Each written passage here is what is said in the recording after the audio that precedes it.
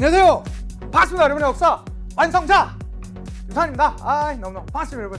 좋습니다. 이 어려운 코로나 정복 시기에 첫 번째 보는 모의평가 보시느라고 너무 고생 많으셨습니다. 실제로 저도 마스크 쓰고 여러분 시험 보시는 모습 보면서 저도 이제 오늘 감독을 하면서 참 얼마나 힘들까 이런 생각이 있었습니다. 참 쉽지 않은 상황에서도 시험 무사히 마친 여러분들 진심으로 응원하고 싶고요. 수고 많으셨습니다. 이번 이 세계사 시험에 대한 총평은 제가 총평을 따로 찍어서 올렸으니까 그걸 보면서 참고해 주시면 좋겠고요.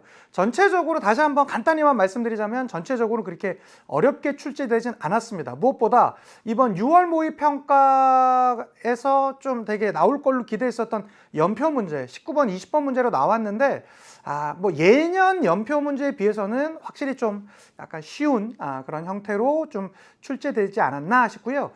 그동안 좀 약간 완전히 조금은 어렵게 출제될 수 있는 문제들이 6월이나 9월에서는 이렇게 한두 문제씩은 보였었는데 아주 난이도 극상의 문제들은 보이지 않았다라는 그런 일반적인 평가에 대한 말씀은 다시 한번 드릴 수 있을 것 같습니다. 제가 이번에는 특별히 여러분 작년 수능, 그러니까 작년 6월, 9월 이 수능이 이 해당 문제랑 어떤 좀 연관이 있는지에 대해서 또 하나씩 다 좀 준비해 왔거든요. 보면서 제가 다시 말씀드리도록 하겠습니다. 바로 한번 들어가 보도록 할게요. 자, 1번 문제입니다. 1번 문제의 좀 특징은요. 원래 보통 1번 문제는 언제나 4대 문명 문제가 나오지 않습니까? 이집트나 메소포타미아 문명이 언제나 이렇게 좀 번갈아 나오는 그런 패턴을 보여주었었는데 이번에는 중국 문제가 나왔습니다. 중국 문명, 황하 문명이 나왔었고요. 근데 사실 요거는 왕조기 때문에 1번 문제가 워낙에 4대 문명으로 나오니까 그냥 중국 문명으로도 이렇게 분리하셔도 되고요. 그러지 않고 그냥 중국의 하나의 왕조 형태 문제로 풀어주셔도 큰 이상은 없습니다. 제가 총평에서의 그 전체 개념 올려드렸던 거에서는요, 그걸 올려드렸죠. 그냥 중국 그 카테고리로 넣어놨었는데 그거는 4대 문명으로 하나 보셔도 큰 문제는 없다라는 말씀 드리면서 다시 한번 보여드리도록 하겠습니다. 자, 밑줄 친 이 왕조에 대한 설명으로 옳은 것은 이라고 나왔습니다. 여기 보이는 청동솥은 이 왕조의 유물로 주로 제사에 사용되었답니다. 자, 이 왕조는 이제 핵심 단어 나왔네요. 은허를 중심으로 황허강 유역을 통치하였다라고 나와 있고 청동솥 이런 것들도 나와 있습니다. 어떤 나라죠? 상나라입니다. 하상주죠. 중국의 왕조 순서는 대략 이렇게 되고요. 상나라가 나오면 제가 어떤 요리 기억나십니까? 철, 갑, 상어 요리가 맛있다라고 말씀드렸습니다. 상나라 나오면 갑골 문자. 그래서 어떻게 제가 말씀드렸었죠? 철, 갑, 상어 요리, 철, 갑, 상어 요리 요거 맛있다라는 거 꼭 말씀드렸었고요. 자, 철갑 상어 요리가 어디서 맛있다? 프랑스 쪽에서 맛있다고 그랬죠? 프랑스 인사 한번 해볼까요? 봉주르. 그래서 봉건제 나오면 주나라. 봉주르, 철갑, 상어 요리 이렇게 말씀드렸었는데 바로 그대로 나왔었죠. 여기 은허. 원래 이 상이라는 나라를 과거에는 은이라고도 불리기도 했었거든요. 그래서 이 은허 유적이라는 게 바로 이 상나라를 뜻한다라고 말씀드렸었고 한번 찾아볼까요? 지구라트를 축조하였다. 지구라트는 어디입니까? 메소포타미아 문명이겠고요. 콜로세움을 건립하였던 건 당연히 로마. 사자의서, 죽은 사람들을 위한 안내서 어디입니까? 내세적 신앙관을 갖고 있었던 이집트. 자, 4번은요. 하라파와 모헨조다로를 건설하였던 것은 인더스 문명이고요. 5번 점을 친 내용을 여기 핵심 단어 나왔네요. 갑골에 기록하였다. 참고로 이 갑골 문자는 한자의 기원이 된다는 것도 하나 더 기억해 두시면 좋겠습니다. 1번 문제 어렵지 않게 5번 이렇게 찾아갈 수 있었습니다. 자, 2번으로 가보도록 하겠습니다. 2번 보시면 그래서 작년 같은 경우 보면 작년에 6월에서는 메소포타미아 문명이 나왔고요. 9월 모평에서는 인더스 문명이 나왔습니다. 그 다음에 다시 실제 수능에서는 11월 수능에서는 이집트가 나왔었는데 이번에는 중국이 나왔습니다. 그거 비교해서 알아두시면 좋겠고요. 2번으로 한번 가보겠습니다. 자, 2번은 가 왕조에서 있었던 사실로 옳은 것을 찾으래요. 이 유물은 가의 소카왕. 이거 우리 알지 않습니까? 바로 인도와 관련이 되고요. 자, 이 인도와 관련이 된다라는 거. 인도의 왕조 여러분 기억나십니까? 이 엄청난 배고픈 상태에서 한 이틀 정도 굶은 상태에서 고기 뷔페집을 들어간 고기 뷔페집을 들어간 우리 아닙니까? 바로 그럼 그 고기들을 어떻게 되겠습니까? 마쿠 구워버리고 굽다. 그 고기들을 마구 구워버려야 되겠죠? 마구 굽다. 그런데 더 이상 굴 게 없어지면 무라도 굴까? 이 생각이 든다라고 말씀드렸습니다. 마우리아 왕조, 쿠샨 왕조, 굽타 왕조, 델리 술탄 왕조, 무굴 제국 이런 형태로 이어진다라고 말씀드렸는데 그 중에서도 요 아소카 왕은요. 바로 이 마우리아 왕조의 가장 핵심 전성기를 이끌었었던 왕으로 유명하다라고 말씀드렸고 제가 강의 중에 수능 개념에서도 그랬고요. 수능 특강에서도 분명히 말씀드렸습니다. 뭐가 중요하다? 아소카의 요 시옷이 중요하다. 시옷이. 그래서 이 아소카가 나오면 시옷이 3개가 나올 텐데 뭐가 중요하다고 했습니까? 석주, 돌탑, 그 다음에 산치대탑, 그 다음에 상좌부 불교, 요 시옷 3개가 중요하다라고 말씀드렸었어요.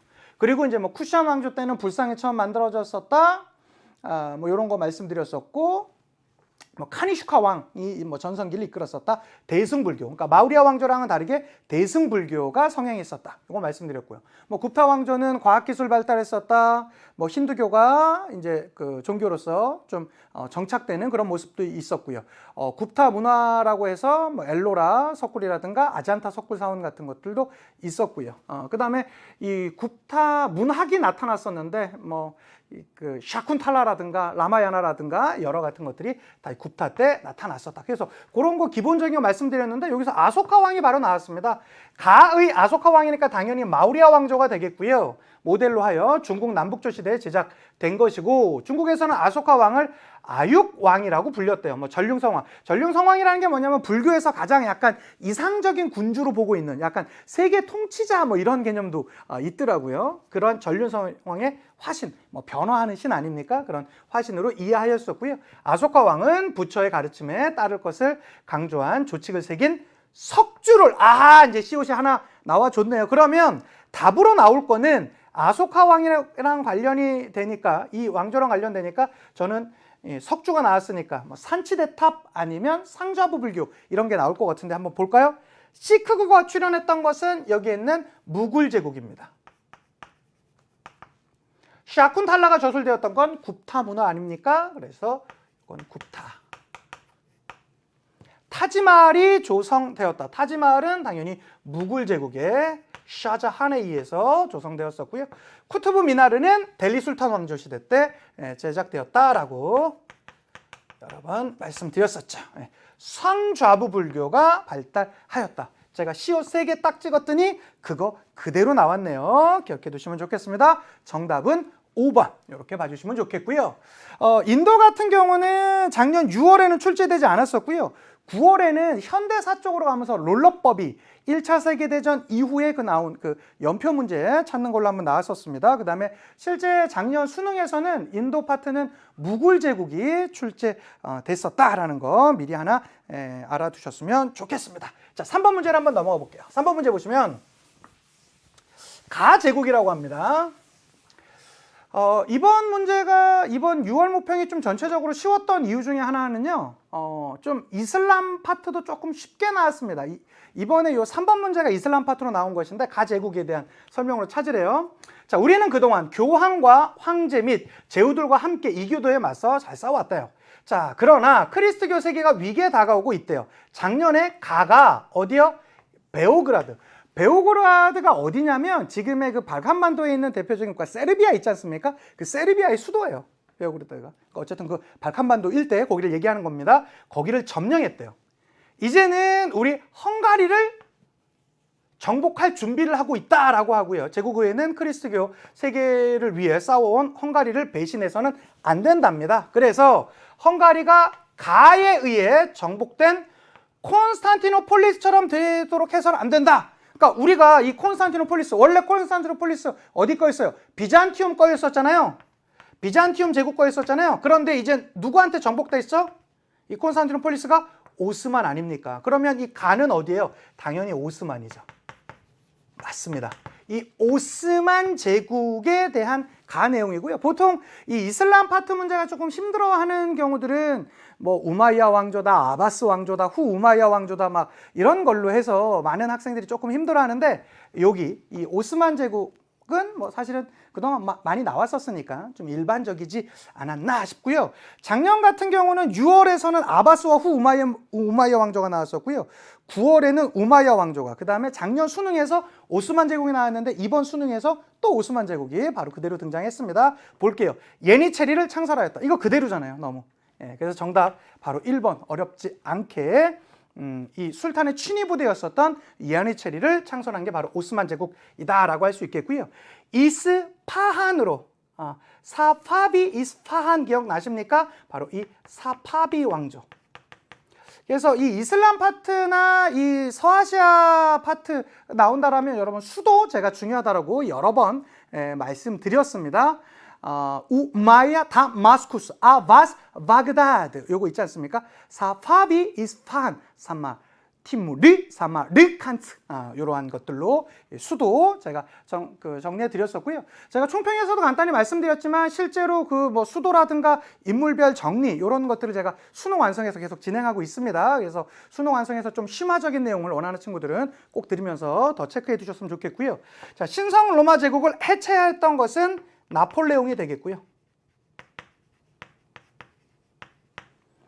몽골군의 침략으로 멸망하였다. 뭐 몽골군에 대해서 침략한 게 많지만 그 중에서도 대표적으로 이슬람과 관련해서 몽골군에 의해서 침략당했던 것은 아바스 왕조가 되겠습니다.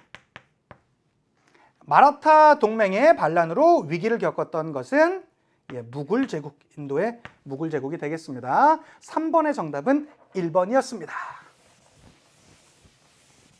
자, 4번 문제 보도록 하겠습니다. 밑줄 친 황제의 재위 시기에 있었던 사실로 옳은 것을 찾으랍니다. 봤더니 승상 이사가 황제에게 조정에서 쓰신 것과 다른 문자는 사용하지 못하게 하자고 아뢰었대요. 이에 각지에서 쓰던 여러 형태의 문자를 금지하고 소전의 문자만 사용하게 하였다라고 하고요. 또한 경서를 불살랐으며 백성들을 대거 징발하여 만리장성을 축조하게 한 바로 그 황제 누구겠습니까? 우리 너무나 잘 아는 바로 그 황제죠. 진시 황제가 되겠습니다. 진시황. 그래서 요걸 제가 한번 작년에 있는 거랑 한번 찾아봤어요. 어떤 비교가 있냐면 작년에 그 모의평가에서 중국 파트에서 나온 게 그 6월 모평에서는 이런 형태로 나왔었습니다. 한나라가 나왔고요. 요걸 옆으로 써드릴게요. 6월 모평에선 한 나온 순서가, 그 다음에 위진, 남북조, 그 다음에 당, 그 다음에 명, 요 정도가 왕조로 나왔었고요. 그 다음에 9월 모평에선 작년입니다. 2019년 9월 모평에서는 한, 그 다음에 수, 그 다음에 송, 명, 이 정도가 나왔었고, 작년 수능에선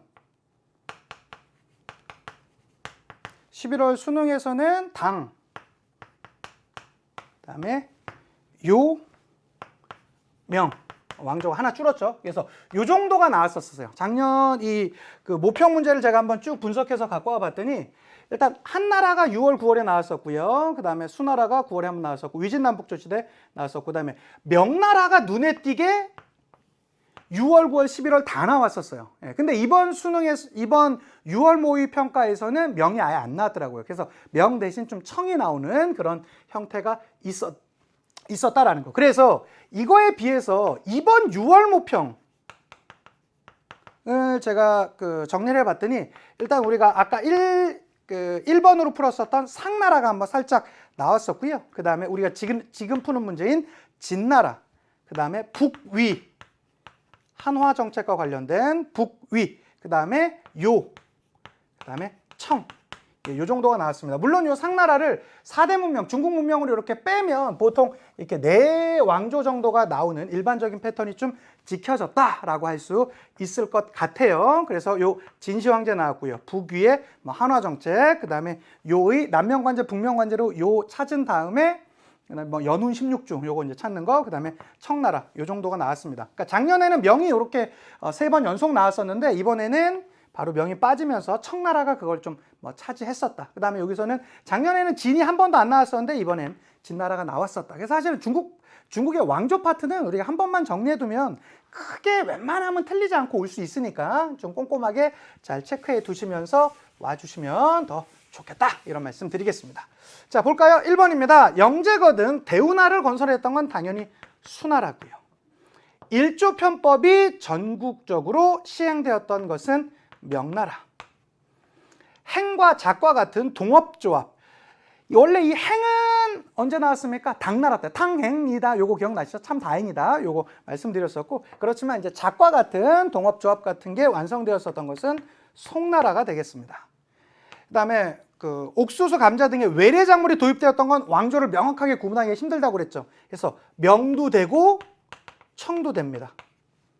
그리고 화폐와 도량령을 통일하는 정책이 실시되었던 것은 당연히 5번 이렇게 봐주시면 되겠습니다. 정답. 뭐니 해도 진시황제 하면 통일의 대명사 아닙니까? 야, 통일해 하면 그냥 끝나버렸던 것이죠. 바로 4번 진시황제의 정답은 화폐 도량령을 통일하는 정책이었었다. 봐주시면 좋겠고요. 자, 5번으로 한번 넘어가 봅시다. 5번 보시면 가나 인물에 대한 설명으로 옳은 걸 찾으랍니다. 먼저 인물 먼저 찾고 문제 한번 분석 한번 들어보도록 할게요.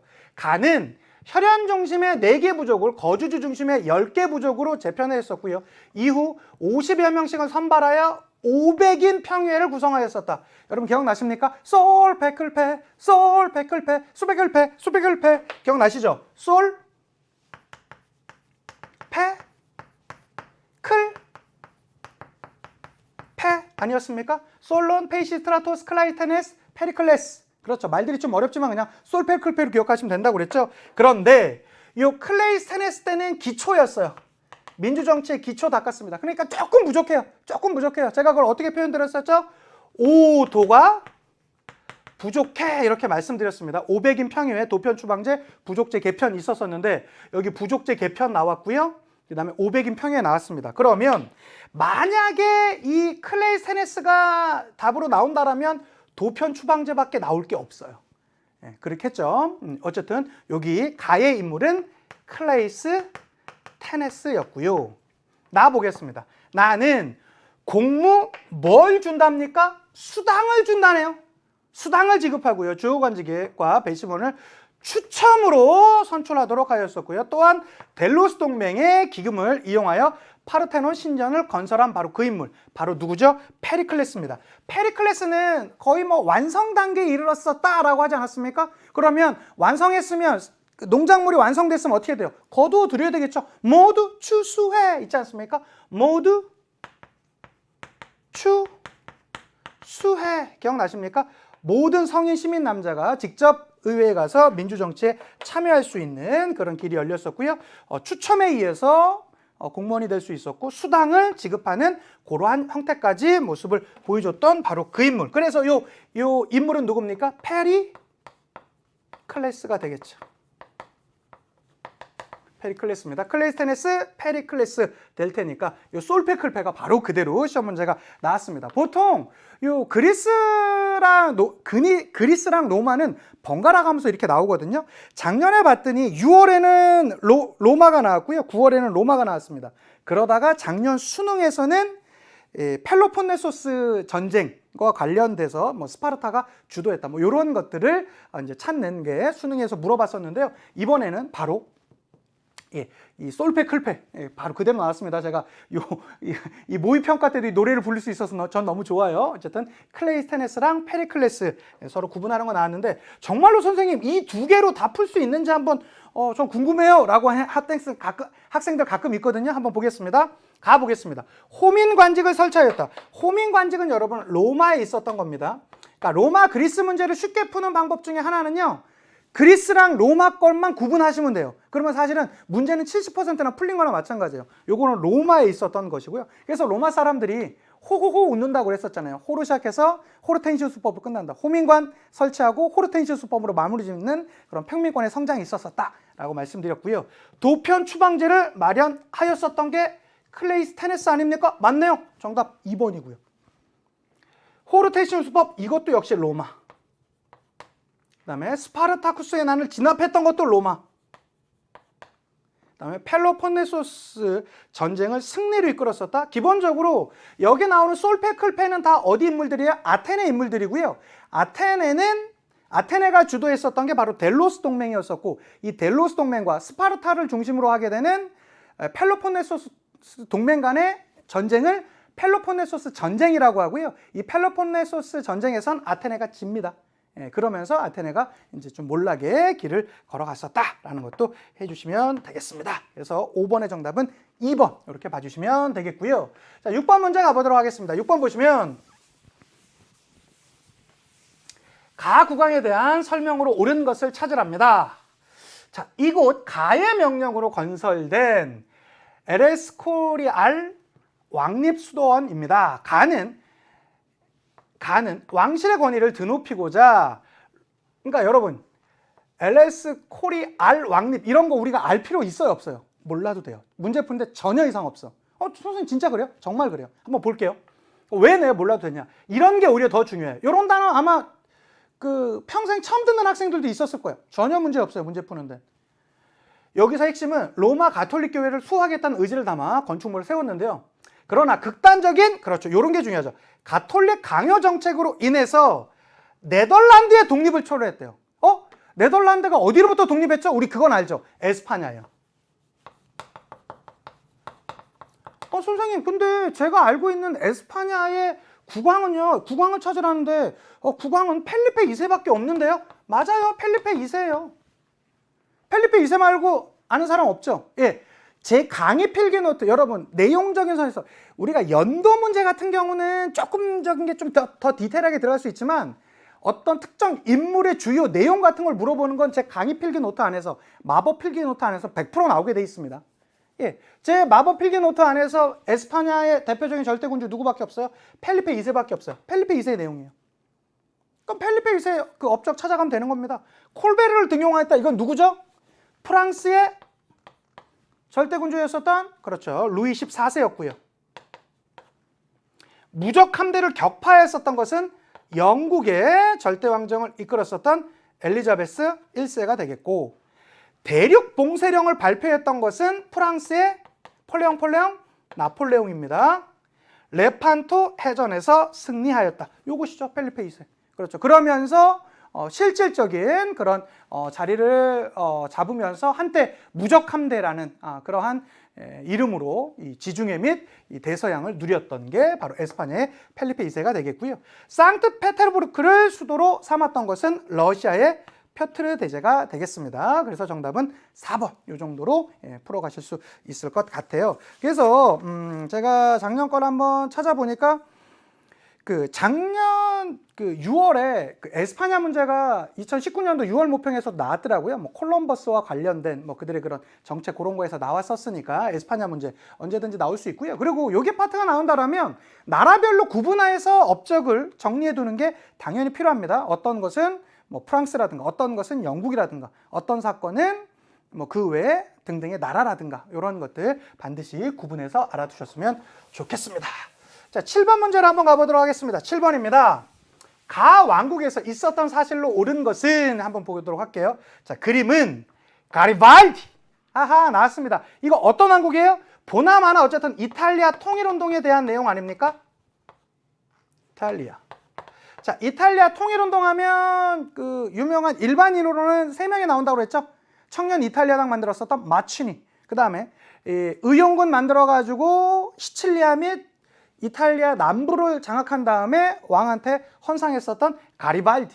그 다음에 킹을 보호해주는 카보우르 같은 그런 제상, 사르디냐 왕국의 제상. 그러면서 그들이 만들었었던 게 이게 이탈리아 왕국이잖아요. 그래서 가리발디와 가의 국왕 비토리노 에마누엘레 2세의 만남을 묘사한 겁니다. 실제로 여러분 이탈리아 가면 이 에마누엘레 2세에 대한 동상이 되게 많습니다. 왜 그게 많냐? 지금의 이탈리아, 현 이탈리아를 있게 한 장본인이라는 의미 같아요. 그래서 뭐 로마라든가 어느 지역 가도 이 에마누엘레 2세에 대한 동상, 뭐 그가 말 타고 막 가는 그런 것들 되게 많습니다. 한번 확인해 보셨으면 좋겠고, 이 만남이요, 가리발디는 자신이 점령한 시칠리아, 나폴리 등을 가의 국왕에게 바쳐 통일을 기여했다. 이거 이탈리아 왕국이에요. 자, 이탈리아 왕국 같은 경우는 여러분 작년 수능에서 좀 어려웠던 문제 중에 독일의 통일 문제가 있었어요. 연표 문제를 물어봤었던 것. 거기에서 이탈리아 왕국의 뭐 어떤 사람이 뭐 그걸 했다 그래서 1861년에 이탈리아 왕국이 만들어졌다라는 게 실제 작년 수능 문제 나왔는데, 원래 보통 이 19세기 통일 국가 수립운동은 두 나라가 대표적 아닙니까? 어디랑 어디? 독일의 통일운동과 이탈리아 통일운동이잖아요. 이게 언제나 이렇게 번갈아 가면서 나오거든요. 그러다 보니까 작년 수능에서 독일의 통일 과정에서 연도 문제가 나왔었고요. 그러면서 이탈리아 왕국의 선지가 하나 딱 나왔었는데, 그게 이번 6월 모평에서는 아예 그냥 본 문제가 됐더라고요. 그거 기억해 두시면 좋겠고, 이 왕국에 있었던 거 한번 찾아볼까요? 샤르 10세가 의회를 했었던 것은 프랑스에서 있었던 것이고, 카보르가 재상으로 활동하였다. 참 뭐 좀 쉽게 나왔습니다. 뭐 가리발디, 카보르, 마치니 이런 사람들 다 이탈리아 통일운동과 관련된 사람들이니까 7번의 정답은 당연히 2번이었고요.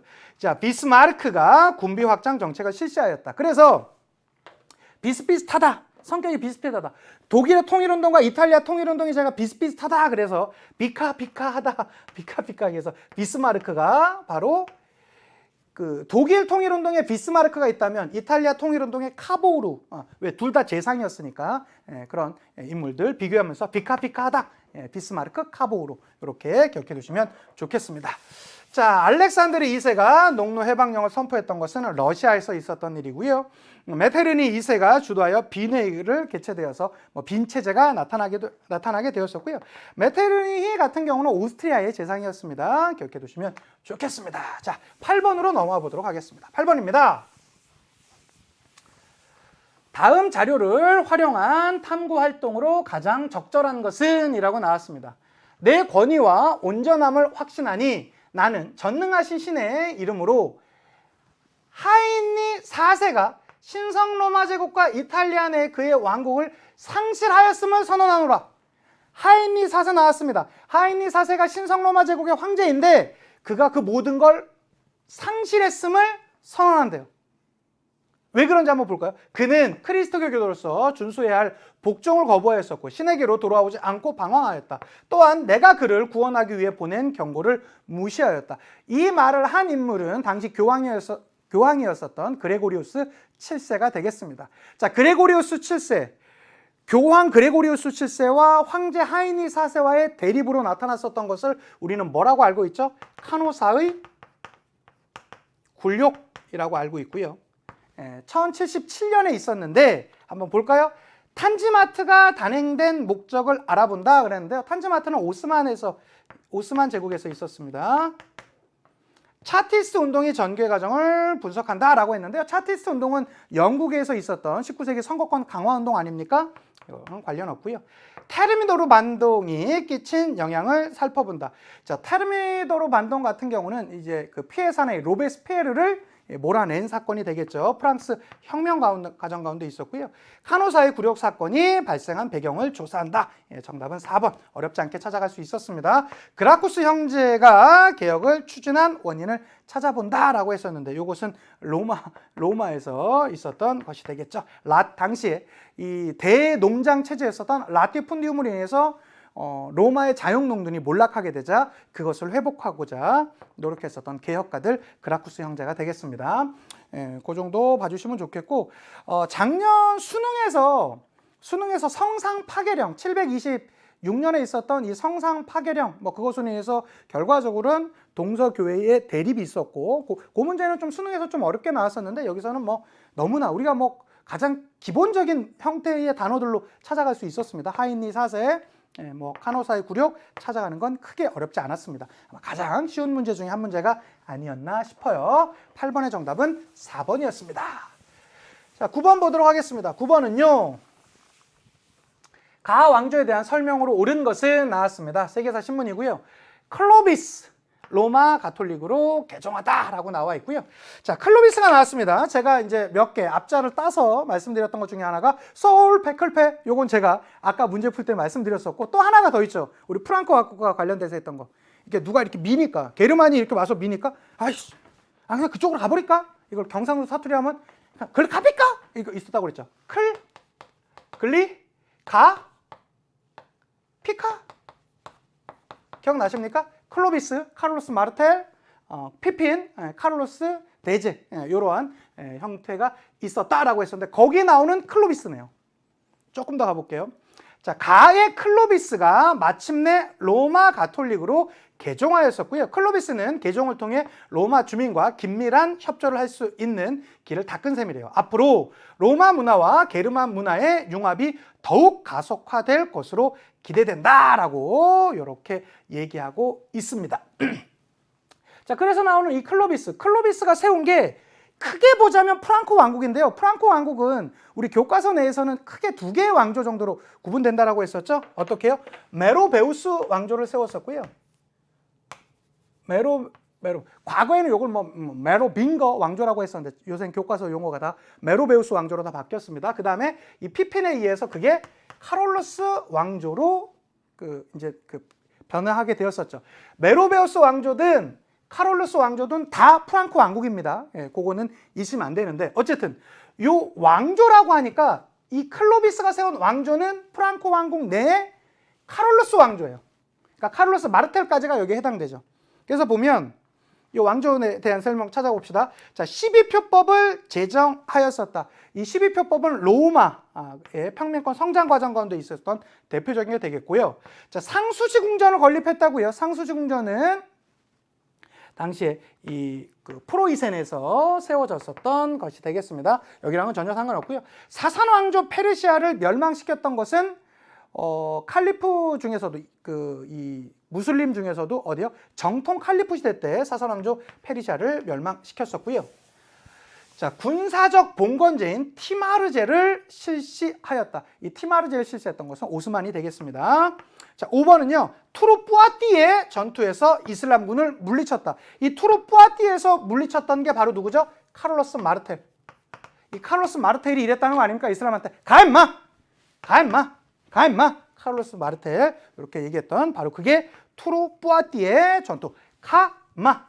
카를로스 마르텔이 되겠습니다. 이게 바로 여기까지였어요. 근데 여러분, 이 문제 여러분 아마 찾아보시면 알 텐데, 작년 2019년 9월 모평에서 거의 이거랑 유사한 형태의 문제가 나왔었습니다. 메로베우스 왕조를 직접 묻는.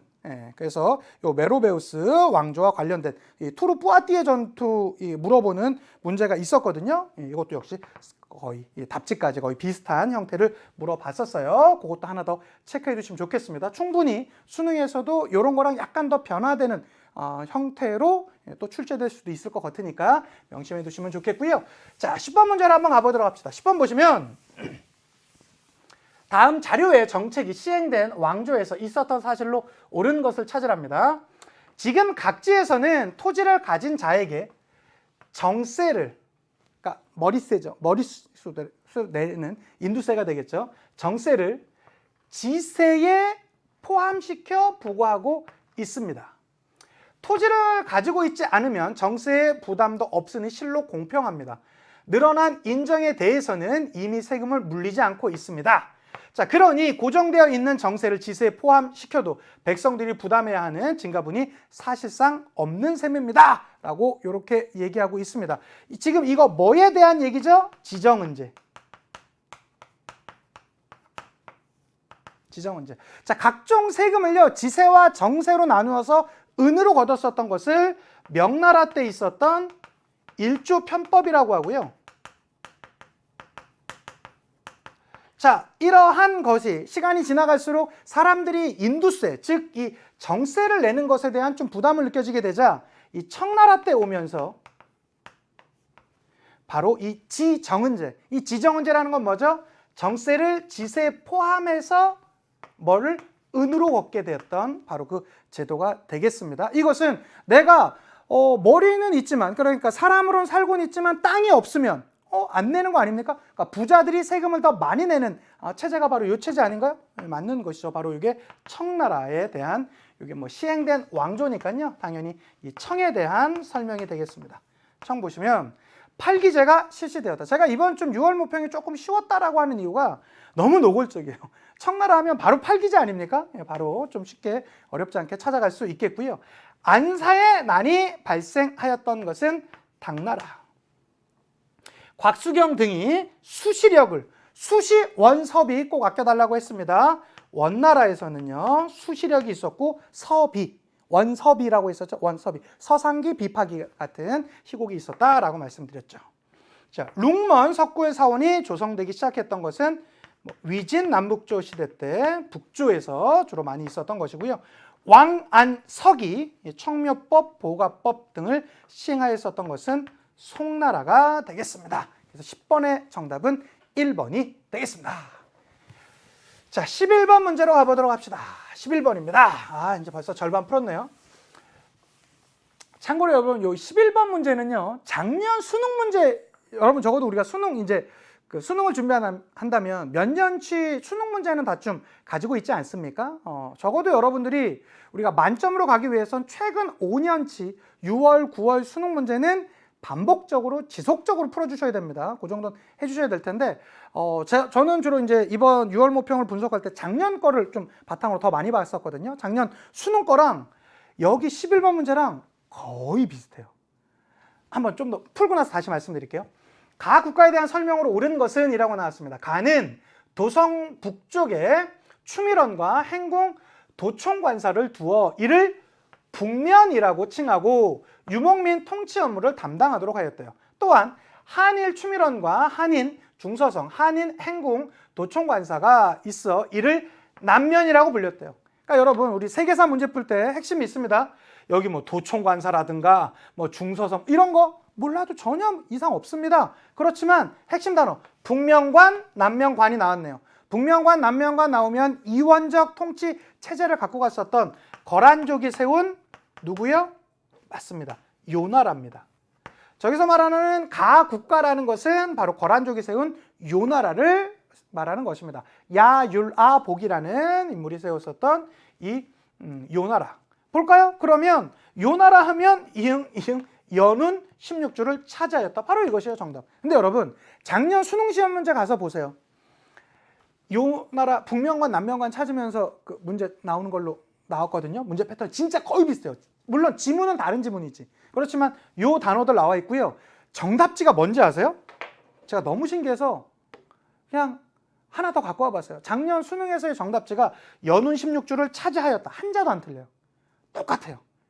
이런 문제가 몇몇 문제 있어. 이번 6월 모평에서. 그래서 확실히 이번 좀 코로나 사태 때문에 학생들이 조금 약간 학습에 대한 부담들이 있으니까 조금 요 형태의 난이도, 제가 여기 그 시험 문제 그 준비하면서 이 촬영 들어오기 전에 여러 사탐 선생님들을 만나서 같이 좀 얘기를 해봤는데 전체적으로 이번 사탐 문제가 쉬웠더라고요.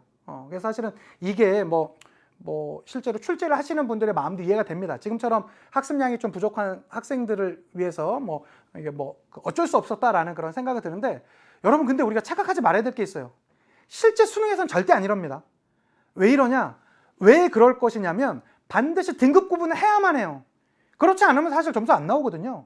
그렇기 때문에 우리가 지금 약간 이 쉽게 나온 모평 문제를 보고 너무나 약간 자만하시지 않았으면 좋겠습니다. 저는 사실은 이 문제를 보면서 이번에 좀 될 수 있으면 좀 쉽게 내시려고 진짜 좀 노력을 하셨구나라는 걸 진짜 느낄 수 있었어요. 작년 수능 문제랑 거의 비슷해요. 거의 비슷해요. 예. 제가 지금 이렇게 말씀드리면 몇몇 학생들이 이런 친구들이 있을 거예요.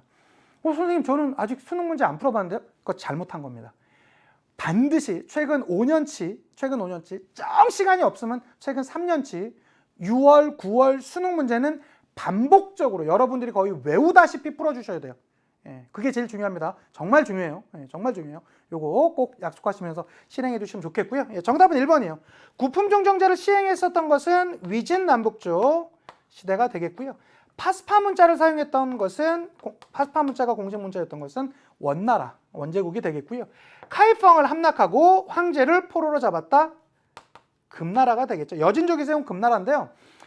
작년 수능도 그렇고 이번 6월 모평도 요 나라가 나오지 않았습니까? 그러면 아마 앞으로 해서 요 정보강좌 문제가 또 나온다라면 9월이나 수능에서는 요가 또 나올 수도 있지만 그게 아니면 금나라가 나올 가능성이 꽤 높습니다. 그래서 금나라에 대한 주요 내용 나와봤자 그렇게 어렵게는 안 나올 텐데요. 그럴 수도 있다라는 거 미리 말씀드리겠고요. 자, 주요 관직에 만주족과 한족을 같이 임명하였다. 이걸 뭐라고 하죠? 만한병용제라고 합니다. 바로 청나라에 해당되는 내용이고요. 11번의 정답은 1번이 되겠습니다. 자, 12번 문제 한번 보도록 하겠습니다. 가혁명의 결과로 옳은 것은, 자, 그림으로 읽는 세계사랍니다. 이 그림은 가 시기에 요크타운 전투래요. 그래서 승리한 식민지군이 영국군의 항복을 받고 있는 모습이래요. 자, 이 전투에서 식민지군은 프랑스의 군사적 지원 속에서 치열한 공세를 펼쳐 결정적인 승리를 거두었다. 이 혁명 어떤 혁명입니까? 미국 혁명 하셔도 되고요. 이 미국 혁명 가운데 뭐 독립을 넣으셔도 상관없습니다. 미국의 뭐 독립혁명 이렇게 넣으셔도 큰 문제 없습니다. 어쨌든 미국 혁명과 관련된 내용이에요. 뭐 요크타운 전투. 그래서 우리가 보통 문제 풀면 미국 문제가 그동안 나왔으면 뭐 렉시턴 전투, 요크타운 전투, 아니면 뭐 상식이라는 책 이런 걸로 통해서 나올 수도 있었고, 요게 뭐 시기 문제로도 충분히 나올 수 있었거든요. 근데 이번엔 시기 안 나오고 결과라는 단어만 기억하셨으면 문제는 찾아갈 수 있었는데요. 1번 보시면 항해법이 제정된 것은 언제입니까? 영국이죠. 네덜란드의 중개무역에 타격을 주기 위해서 영국에서 영국 혁명 과정 가운데 있었던 크로멜이 내렸었던 것이 바로 이 항해법이 되겠고요. 보스턴 차 사건이 발생하였었다. 여기서 이거 흥분해서 문제 풀면 미국 혁명? 보스턴 차 사건 맞네? 라고 생각하기 쉽죠. 저도 사실 문제를 풀 때 처음에 그렇게 생각했었어요. 그냥 저도 문제 쭉 풀다 보니까 그랬었는데 결과잖아요. 예, 결과잖아요. 그래서 이것은 해당되지 않습니다. 이 보스턴 차 사건으로 촉발되었었고요. 예, 결과적으로는 지금의 미국이 있게 되는 그런 모습이 있었던 것이죠. 베스턴팔렌 조약이 체결되었다. 여러분, 이 베스턴팔렌 조약 같은 경우는 정말 중요합니다. 이번 수능에서 또 나올 겁니다. 요도. 왜 그러냐면 이 베스턴팔렌 조약으로 인해서 이 근대의 유럽의 종교의 자유가 확립되었기 때문에 단일한 조약으로 따지자면 베스턴팔렌 조약만큼 중요한 게 없어요.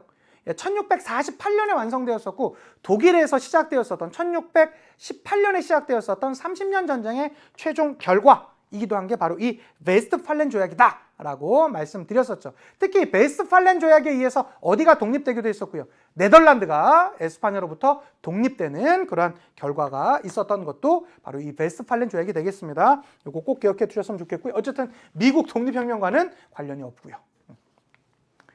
자, 5번입니다. 아우크스부르크 화의가 이루어졌다. 아우크스부르크 화의는요, 뭐 시기적으로 따지자면 1555년, 155예요. 1555년인데 독일 내에서의 루터파가 공인받는 것이 바로 이 아우크스부르크 화의였었다라는 거. 이건 아마 좀 특히 크리스트교 파트, 이 중세교회 파트, 이 교회의 성장과 분열, 그리고 나타나게 되는 종교개혁과 관련돼서 연표 문제가 나오면 제가 이번 수능 완성 끝나고 또 이제 연표 특강 준비하고 있지 않습니까? 예, 그런 거에서 이 연표 문제 제가 다시 말씀드리지만 여러분 진짜 제가 확신을 갖고 말씀드립니다. 이번 수능에선 연표 문제 무조건 어렵게 나올 거예요. 예, 그거 대비하셔야 됩니다. 그거 기억해 두시면 좋겠고 5번의 정답이죠. 예, 연방주의에 기초한 공화국이 탄생했다. 이 연방주의에 기초한 공화국이라는 게 지금의 미국 아닙니까? 예, 바로 것이 되겠고, 그래서 지금의 미국의 대통령 선거는 참 복잡하잖아요. 각각의 승자 독식주의라고 그래갖고, 이게 왜 그러냐면 미국이 시작되었었던 이 연방주의의 그런 철학을 인정해주는 체제거든요. 우리나라는 여러분 그렇습니까? 예를 들어서 뭐 그 충청도 지역, 경상도 지역, 전라도 지역이 있다라고 해봅시다. 그 지역에서 뭐 승리한 사람들이 그 표를 독식하거나 그러지 않잖아요. 왜? 우리는 단일한 국가의 이미지가 있어서 그런데 미국은 그렇지 않아요. 각각의 주의 독립적인 그런 생각이나 이런 게 있기 때문에 그 주에서 승리할 경우 그 주가 갖고 있는 그 대통령 선거인단의 그 위원수를 독식해버리죠. 그래서 실제로 지난번에 트럼프가 될 때 전체 표를 따지면 더 적게 받았어요. 그런데 대통령으로 당선되고 그것을 미국 사람들이 뭐 맞아, 우리의 체제가 그러니까, 우리의 철학이 그러니까 하고 인정을 해주잖아요. 예, 그게 바로 이 연방주의에 기초한 공화국이 탄생되었던 게 바로 이 미국 혁명의 결과라고 할 수 있겠죠. 그래서 여기 이 보스턴 차 사건이랑 아마 조금 헷갈려 하셨을 학생이 있는데, 그럴 때일수록 여러분 중요한 문제는 반드시 요 발문을 문제를 꼭 잘 읽어주셨으면 좋겠습니다. 정답은 5번이었습니다. 자, 13번 문제로 가보도록 합시다.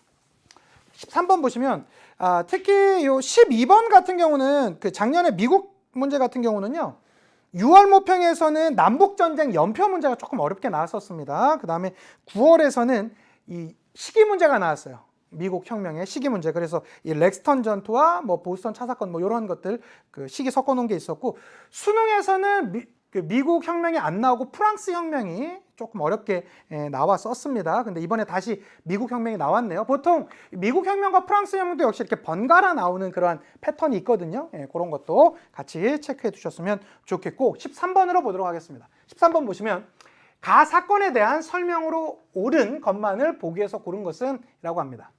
자, 심각한 소요와 내부 투쟁을 야기한 가는 홍위병! 핵심 단어 등장했네요. 홍위병을 앞세워 국가를 커다란 혼란으로 몰아갔대요. 당 조직은 심하게 파괴되고 당의 지도자들이 숱하게 숙청되거나 파면당했대요. 자, 공업과 농업의 생산이 크게 후퇴하였고 교육제도의 마비로 인해 국가는 한 세대의 인재를 잃었다라고 합니다. 바로 이 홍위병으로 대표되는 그 시대, 문화 대혁명.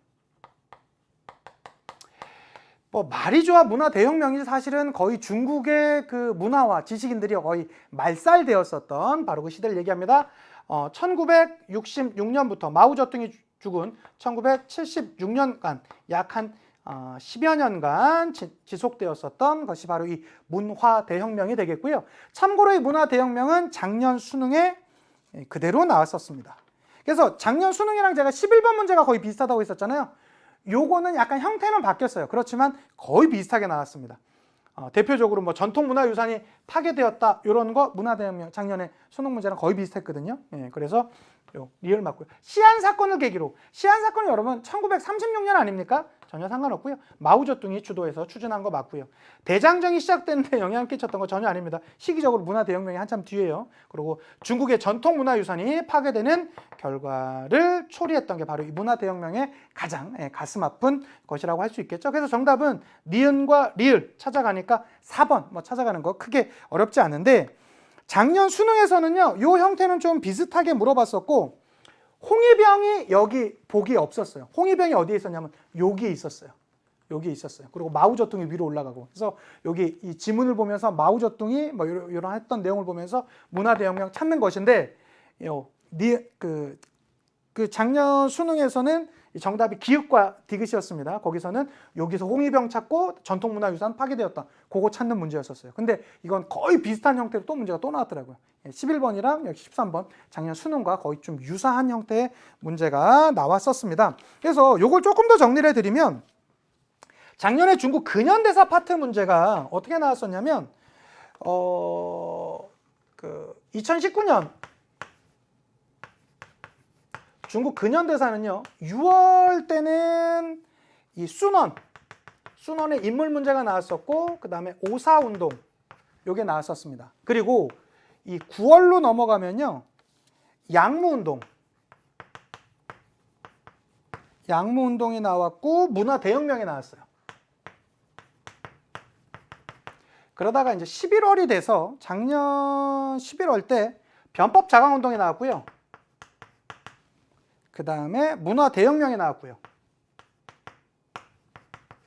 문화대혁명이 나왔고, 그러고 나서 이게 중요한데 연표 문제가 나오면서 1차 국공합작이 나왔어요.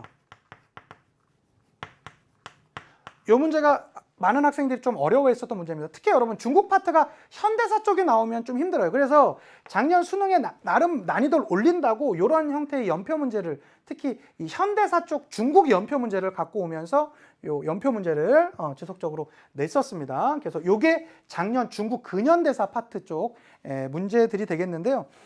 이번 같은 경우는 요 중국 근현대사에서 문화대혁명 요 한 문제밖에 없었거든요. 그러니까 실제 아마 여러분들이 이제 앞으로 남아 있는 9월이라든가 11월 수능에서는 여기 파트 문화대혁명 말고도 뭐 덩샤오핑의 주요 내용이라든가 그다음에 올해는 여러분 이 중국 현대사 쪽 문제가 제가 볼 땐 조금 더 어렵게 나올 수도 있겠다라는 생각이 좀 듭니다. 한때 있었던 이 홍콩 사태와 관련돼 있는 것도 좀 그렇고요. 그다음에 제가 뭐 총평에서도 간단히 말씀드렸었지만 올해는 또 이 전염병과 관련된 문제, 뭐 흑사병과 관련된 주요 연도나 이런 것들은 좀 알아두셨으면 좋겠고, 그다음에 최근에 미국에서 있는 흑백 갈등 문제가 있으면서 이 흑인 노예제도 문제나 이런 것들도 충분히 좀 다시 한번 나올 수도 있겠다, 이런 생각이 좀 들었었어요. 이게 중국의 근현대사 파트 문제와 함께 같이 좀 기억해 두셨으면 좋겠습니다. 그러니까 과거 이 교과서 분량에 비해서 중국의 현대사 파트 문제가 많이 나오는 편이에요. 그리고 나오면 학생들이 조금 어려워하는 파트가 또 여기 파트이기도 하니까 잘 체크해서 알아두셨으면 좋겠습니다. 13번의 정답은 4번이었습니다. 자, 14번 문제 보도록 하겠습니다. 14번 문제 보시면 가 왕조에 대한 설명으로 옳은 걸 찾아납니다. 가의 주요 도시 이에라고 나와 있고요. 뭐 수사도 나와 있고 페르세폴리스라고 나와 있네요. 가의 다리우스 1세가 건설한 페르세폴리스는 크세르크세스 1세 때 이르러 더욱 위용을 갖추게 되었는데요. 특히 현존하는 유적의 아련실에는 박트리아, 리디아 등 당시 주변국들의 사신들이 공물을 바치는 모습의 부조가 남아있어 왕조의 번영을 엿볼 수 있다라고 하고요. 페르세폴리스 나왔습니다. 요거 어디에 대한 설명이죠? 페르시아는 페르시아인데 바로 앞에 있는 페르시아, 아케메네스 왕조 페르시아에 대한 설명이 되겠습니다. 이 페르시아는 두 개가 있으니까 꼭 구분해달라고 말씀드렸습니다. 사선 왕조 페르시아가 있고 아케메네스 왕조 페르시아가 있는데, 여기 페르세폴리스라는 단어는 아케메네스 왕조 페르시아에 대한 설명이 되겠습니다. 참고로 이 아케메네스 왕조 페르시아가 작년 수능 6번 문제 아닙니까? 가장 어려웠었다는, 그래서 작년에 갖고 왔었던 이 페르시아 문제가 이번에도 또 동일하게 나왔는데, 이번에는 사실 쉽게 나왔어요. 쿠션 왕조랑 교육하였다라고 하는데 시기적으로 맞지 않습니다. 인도의 쿠션 왕조랑은 밀레트 제도가 시행되었다라고 하는데 이건 오스만의 제도니까 관련 없고요. 탈라스 전투에서 승리하였던 것은 아바스 왕조가 되겠죠. 당나라랑 붙어서 승리했던 아바스 왕조가 되겠고요. 탈라스, 아바스 요거 제가 말씀드렸습니다. 알렉산드로스에게 정복되었던 게 바로 이 아케메네스 왕조 페르시아가 되겠습니다. 요거 여러분 제가 어떻게 말씀드렸죠? 수능 개념이나 수능 특강에서 특히 수능 개념에서 말씀드렸던 것 같은데 누가요? 이 아케메네스 왕조 페르시아의 그 고위 부가 제국의 반을 바치겠다고 했잖아요. 그래서 이 알렉산드로스가 부관들한테 물었다라고 하지 않습니까? 야, 이렇게 나오는데 너희는 어떻게 생각해? 그러니까 워낙에 큰 나라고 해서 이 조건을 받아들이는 게 어떻겠습니까? 하니까 내가 네 자리였어도 나도 그 얘기를 했겠다. 그렇지만 난 알렉산드로스다, 이 말을 했다라고 제가 하지 않았었습니까? 그래서 실제로 이 알렉산드로스가 아케메네스 왕조 페르시아를 완벽하게 점령했던 것 보고 이와 관련돼서도 말씀드렸었죠. 5번입니다. 시아파 이슬람교를 국가로 삼았던 것은 사파비 왕조가 되겠습니다. 그래서 14번의 정답은 4번이 되겠습니다. 15번 가보도록 하겠습니다. 15번 보시면 다음 가상 기자회견에 밑줄 친 신정부 시기에 볼 수 있는 모습으로 가장 적절한 것을 찾으랍니다. 이와쿠라 단장님, 신정부를 대표하여 이곳에 오셨습니다. 어떤 계획을 갖고 계신가요? 라고 물어보자 막부 시기에 맺은 조약의 개정 가능성을 타진해보고 미국과 유럽의 근대 문물을 시찰할 것입니다. 라고 요 이와쿠라를 단장으로 해서 돌았었던 이 사절단 이름이 이와쿠라 사절단 아닙니까? 그러면 이 이와쿠라 사절단이 이렇게 나오게 되었었던 이 신정부, 어떤 정부를 말하는 것이죠? 바로 메이지 정부를 말하는 것입니다. 자, 이 메이지 정부는요, 1868년 이 메이지 유신에 의해서 세워졌던 바로 그 정부를 이 메이지 정부라고 하지요. 그러면 사실은 이 문제도 쉬웠는데요, 조금 어렵게 나오려면 여기 이 에도 막부 말기 시기에 있었던 미일 화친 조약이라든가 미일 수호통상 조약이라든가 이런 걸로 해서 약간 연표를 물어보거나 이런 형태가 문제가 나오면 조금 어려웠는데요, 여기서 너무 쉽게 나왔어요. 선지 자체가 왜 쉬웠냐 볼까요? 대지마 건설 이거 어디예요? 에도 막부죠. 에도 막부에서도 초기 아닙니까? 그 다음에 헤이조교 천도를 지시하는 천황 그랬는데요, 헤이조교 이거 어디야? 나라 시대고요. 견당사 일원, 견당사도 역시 나라 시대. 자유민권운동에 집회에 참석한 지식인, 바로 바로 이 메이지 정부에서 이들이 너무 이렇게 강한 군부 정권의 그런 모습이 나타나게 되자 이러지 말고 우리 각각의 개인들의 권리 이런 것들도 중요하게 생각해달라라는 자유민권 운동이 있었으나 결과적으로는 이것은 받아들여지지 않고 일본 제국헌법이 만들어지게 되면서 그들은 더 군국주의적인 그런 모습으로 나아가게, 잘못된 방향으로 나아가게 되었었다. 이거 말씀드렸었죠. 상킹고타이 제도도 역시 에도 막부잖아요. 그래서 이 문제는 사실은 여기 앞에 이 지문이 쉬웠던 건 아니고요. 이 선지들이 너무 쉬웠어요.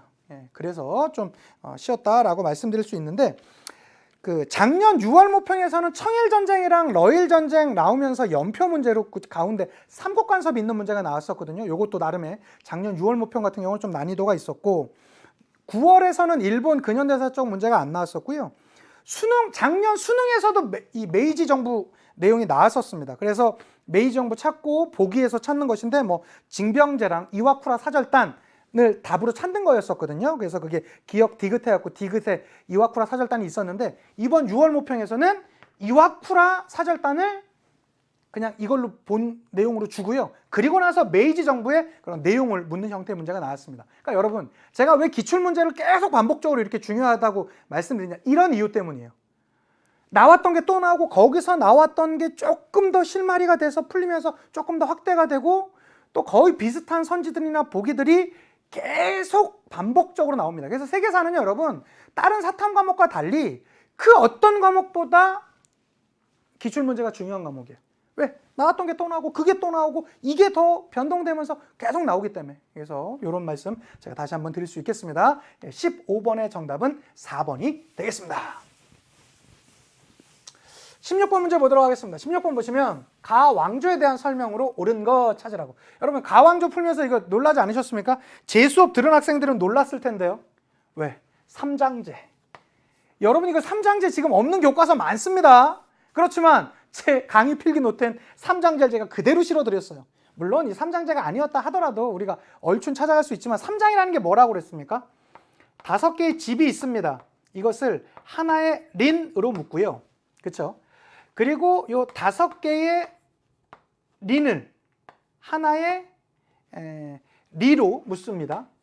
그리고 이 5개의 리를 하나의 당으로 묶습니다. 그래서 여기에 있는 사람을 인장, 이 사람을 이장, 그리고 이 사람을 당장, 이렇게 해서 3명의 장이 있는 이러한 그 향촌 관리 시스템, 이런 걸 뭐라고 했습니까? 삼장제다 라고 해서 제가 수능 개념이랑 수능 특강에서 말씀드렸는데, 이 삼장제를 마치 제 강의 필기 노트를 시험 문제로 낸 것처럼 이렇게 나와버렸습니다. 당연히 이거 어디예요?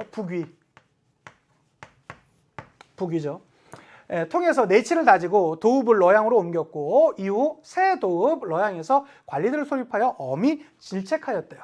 자, 그 질책의 내용을 한번 보자니, 짐이 보건대 부녀자의 복식이 여전히 선비족의 풍습 그대로, 소매는 짧고 옷깃이 목을 조이는 모양이요, 경들은 왜 호복을 금지하라는 짐의 조칙을, 호복을 금지하라는 짐의 조칙, 이건 사실은 뭐 삼장제를 몰랐다 하더라도 북위의 무슨 정책, 한화 정책임을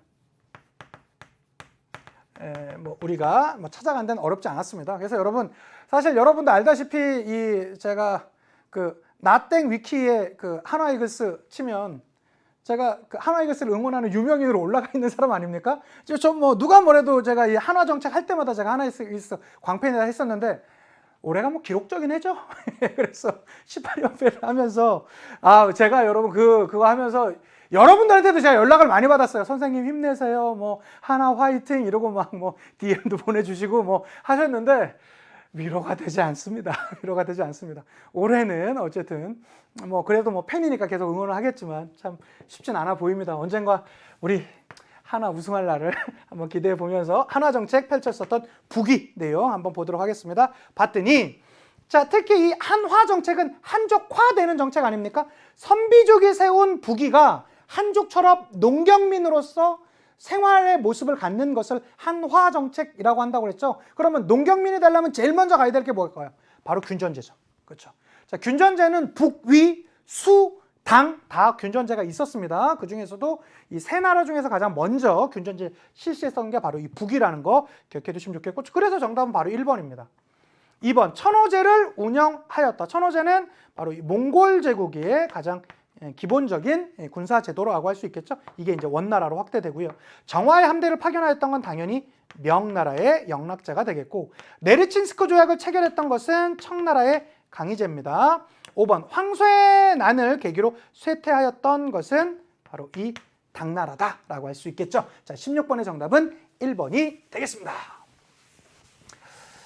자, 17번 문제 보도록 하겠습니다. 특히 작년에 그 북위 관련된 문제는 그 6월 모평 때 그 구품중정제 문제가 나왔었네요. 그런데 재작년 수능, 그러니까 2018년 11월에 치러졌던 수능에서 이 한화 정책이 실제로 수능 문제에 나왔었습니다. 북위 문제가. 그러니까 그것도 하나 더 체크해 주시면 좋겠고, 자, 17번 문제로 가겠습니다.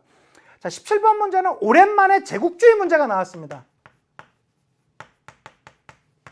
제가 지도 많이 말씀드렸는데 사실은 이 제국주의 문제가 되게 많이 나왔었던 게 2017년, 2018년 그때예요. 그때는 제국주의 문제가 막 대여섯 문제씩 나왔었어요. 수능 20문제 중에, 모의평가 20문제 중에. 그러다가 한동안 안 나오다가 2018년도 6월에 프랑스의 제국주의 문제가 나왔었는데 이번에 또 역시 프랑스 문제가 나왔습니다. 여기 보면 자, 가해 진출 방향이라고 해갖고 이렇게 하고 있고 파쇼다에서 부딪혔네요. 이게 마다가스카르랑 여기 뭐 모로코랑 뭐 그 튀니지 일대까지 장악했었던 이들, 당연히 어디예요? 이건 뭐 어렵지 않게 프랑스임을 우리는 알 수 있고요. 이 프랑스랑 영국이랑 이 종단 정책을 펼치던 영국과 횡단 정책을 펼치던 프랑스가 만났었던 게 바로 이 파쇼다 사건, 1898년에 파쇼다 사건이었었다라는 거 여러 번 말씀드렸고요. 자, 그렇게 된다라면 이 벵골 분할령을 발표했던 것은 영국이고요. 아스테카 제국을 멸망시켰던 것은 에스파냐.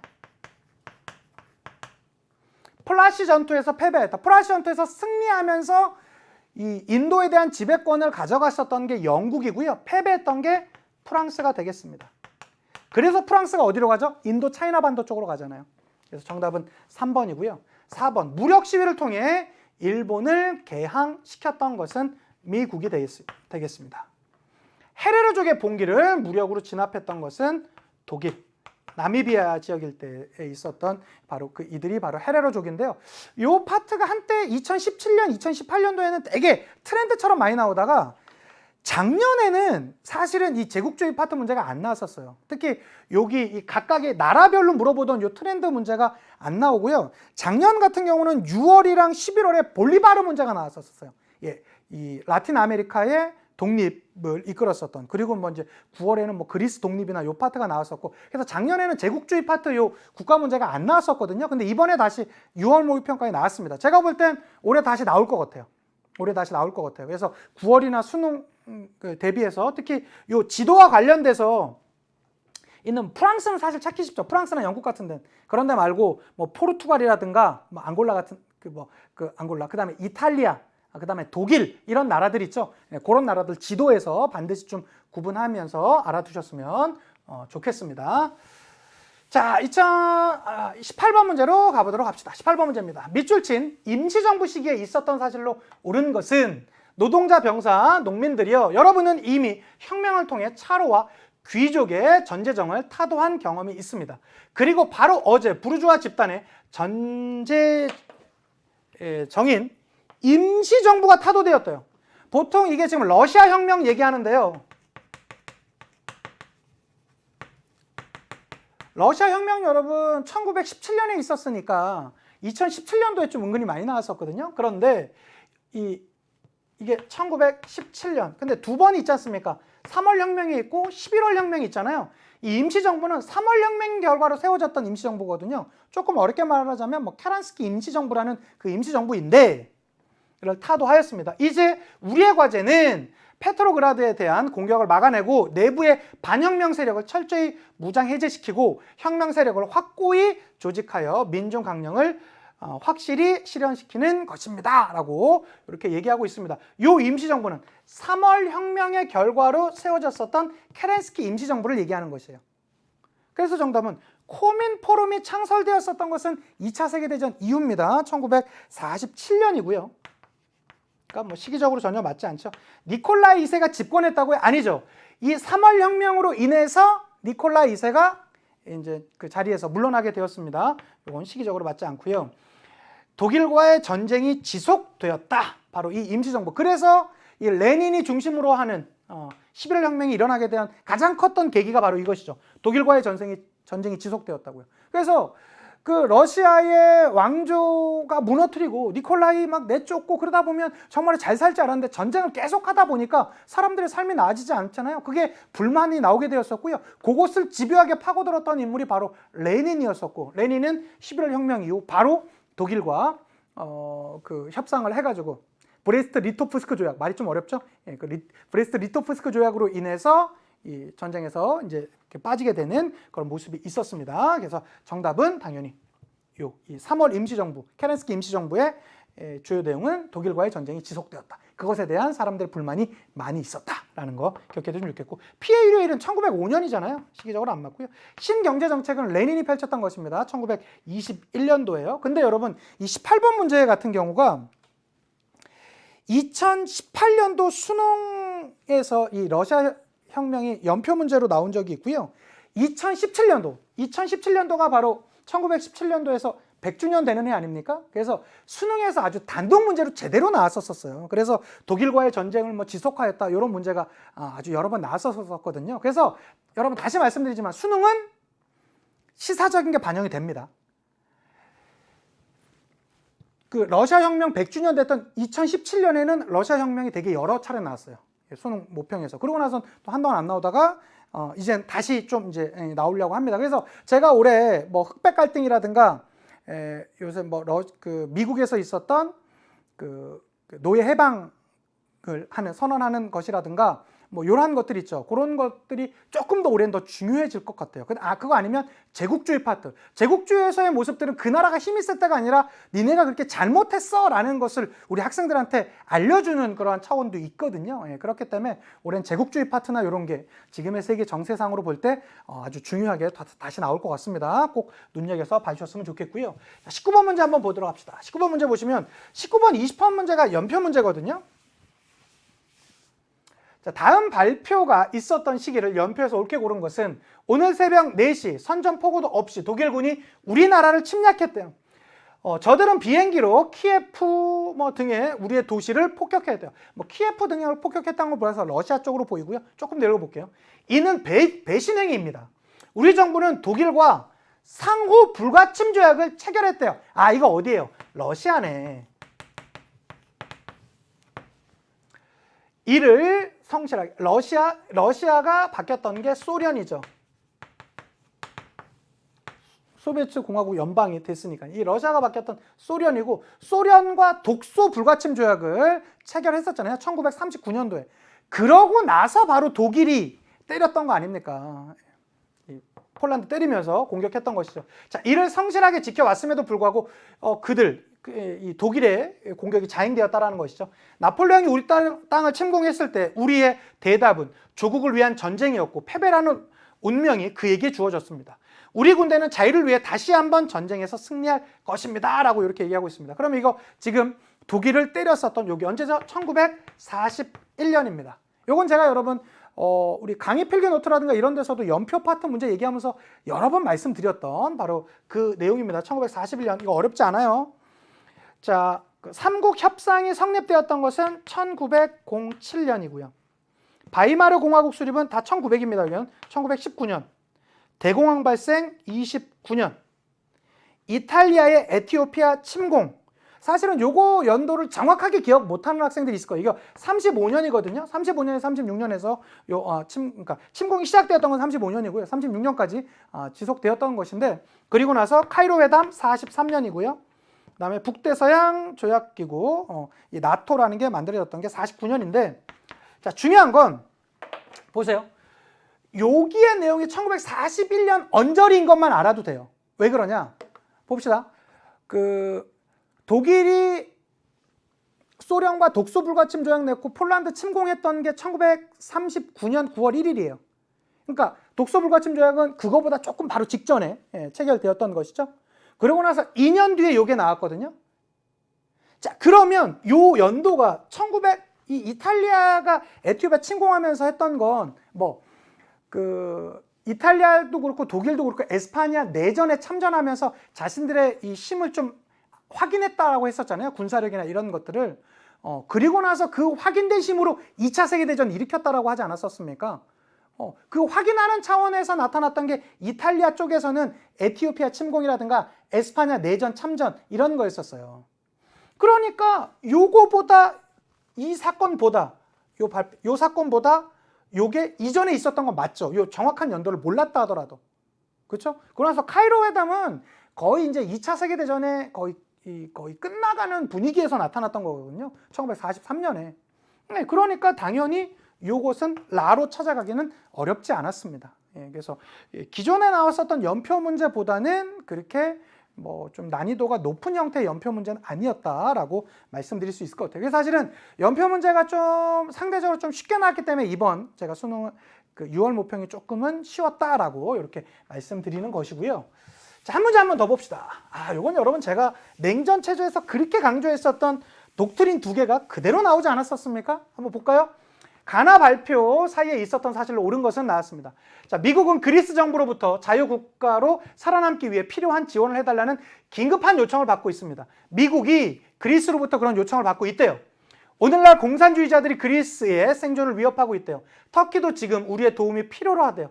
그래서 미국은 그리스와 터키를 위한 재정적인 지원에 염두를 두고 있다라고 의회 연설에서 말하면서 그런 정치적인 노선을 얘기했었던 거. 이게 뭐죠? 트루먼 독트린.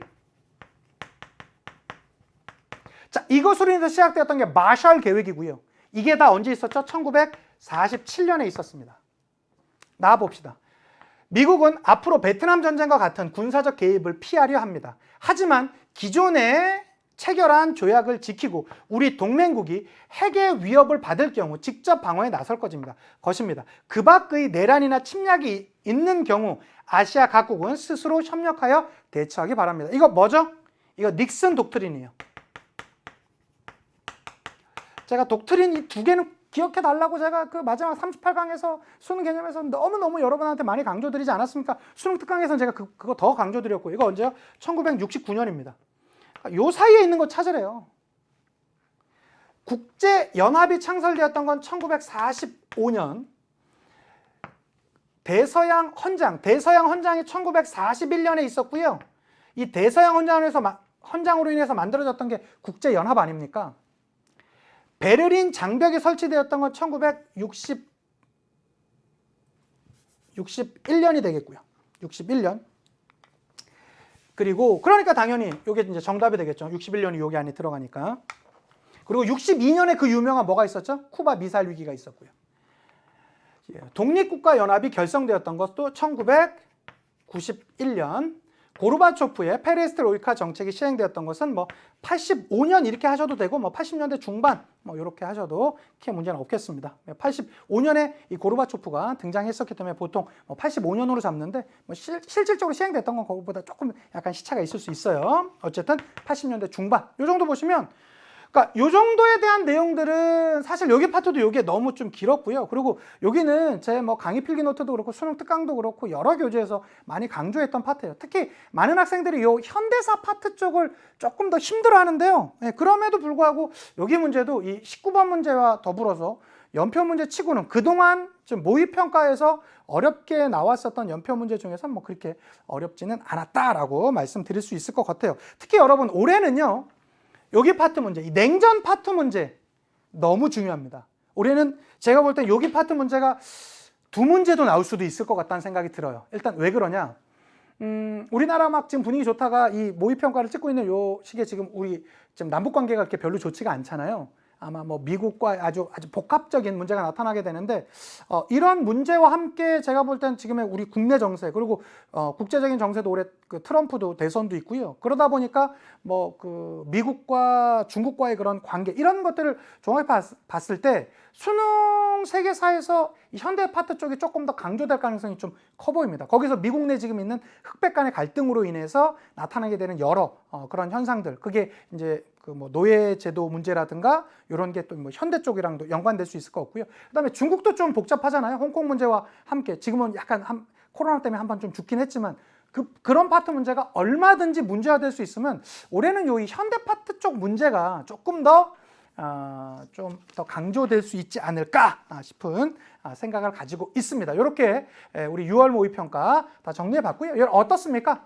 그러니까 일단 결론 하나예요. 완승 믿고 따라오면 1등급 문제 없고 만점 그냥 갈 수 있다라는 자신감. 제가 수업했던 것 중에 뭐 하나라도 빠진 내용 있었습니까? 문제 푸는데 하나도 없었어요. 아마 여러분들이 다 입증해 주었을 것이고요. 저와 함께 이제 앞으로 수능 완성, 지금 이제 여러분 뭐 기본적인 내용 푸는 거 없지만 거기에 제가 중간중간에 좀 심화적인 내용들 언제든지 좀 나오면 어려울 만한 내용들 제가 많이 강조하고 있습니다. 수능 완성 오셔서 꾸준히 같이 하면서 해주셨으면 좋겠고 기출문제 반복적으로 풀어 주시고요. 그리고 뭐 제가 이 지속적으로 여러분들 만나는 뭐 라이브도 지속하고 있으니까 공지사항 확인해 주시면서 같이 오셔서 직접적인 질문 받는 거 제가 라이브로 받으면서 해드리고 있으니까요. 그렇게 해주시면 좋겠습니다. 모평 다음 날입니다. 모평 다음 날 저녁 9시에 라이브 방송 진행 중이니까 그것도 함께 해주시면 좋겠습니다. 좋습니다, 여러분. 수고 많으셨고요. 다음 강의 다음에 우리 더 좋은 모습으로 또 9월 모의평가에서 또 해설 강의로 또 찾아뵙도록 하겠습니다. 수고 많으셨습니다. 인사드리고 마칠게요.